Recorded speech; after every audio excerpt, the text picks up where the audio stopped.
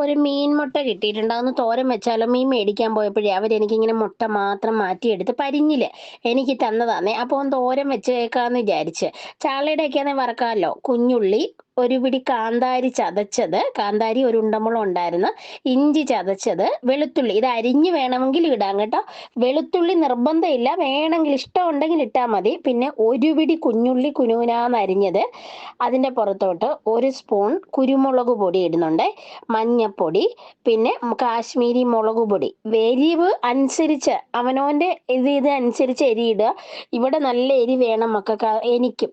അതുകൊണ്ടാണ് ഞാൻ അങ്ങനെ ഇട്ടത്. പിന്നെ ഒരു പിടി തേങ്ങ തിരുമിയത്, പിന്നെ ഉപ്പ്, കറിവേപ്പില, തുള്ളി വെളിച്ചെണ്ണയും കൂടെ ഒഴിച്ചിട്ട് നന്നായിട്ട് കൈവച്ച് തിരുമ്മി ഉടച്ചെടുക്കണേ. നമ്മുടെ ഇവിടെങ്ങും അങ്ങനെ ഞാൻ മീൻമുട്ട ഇങ്ങനെ വിൽക്കാൻ വെക്കുന്ന കണ്ടിട്ടില്ല. ഓരോ വീഡിയോയിലൊക്കെ അവങ്ങനെ മീൻമുട്ട മേടിച്ചിട്ട് തോരൻ വെക്കുന്ന ഞാൻ കണ്ടുണ്ട്. ചാളയുടെ പരിഞ്ഞിൽ കിട്ടും. അപ്പോൾ ഇതെല്ലാം നന്നായിട്ട് ഞെവിടി ഒരു മണിക്കൂർ മാറ്റി വെക്കണം അരപ്പ് പിടിക്കാനായിട്ട്. എന്നിട്ടൊരു അടുപ്പിലോട്ട് ഒരു ചട്ടി വെച്ചിട്ട് എണ്ണ വെച്ച് ഇങ്ങനെ ഞാൻ പുരട്ടി കൊടുക്കുന്ന എന്നറിയാം. അപ്പോൾ ഈ സൈഡിലൊന്നും പിടിക്കത്തില്ലേ. ഏത് സാധനം വെച്ചാലും ഈ എണ്ണ ഇങ്ങനെ സൈഡ് ആക്കി കൊടുത്താൽ ഈ വെക്കുന്ന സാധനം നമ്മൾ ഈ മെഴുക്കുവരട്ടിക്കായാലും അതൊന്നും ഈ ചട്ടി പിടിക്കത്തില്ല.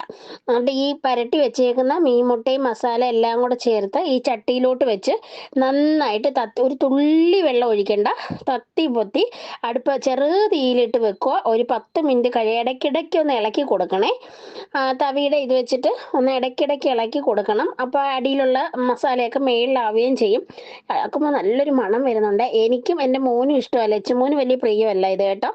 അവന് ചാളയുടെ ഇത് വറുത്ത് കൊടുക്കാനാണ് ഇഷ്ടം. നന്നായിട്ട് വെന്ത് വന്നിട്ടുണ്ട്. ഈ കൂട്ടത്തിൽ ഒന്ന് ലൈക്ക് ചെയ്ത് സബ്സ്ക്രൈബും കൂടെ ചെയ്യണേ.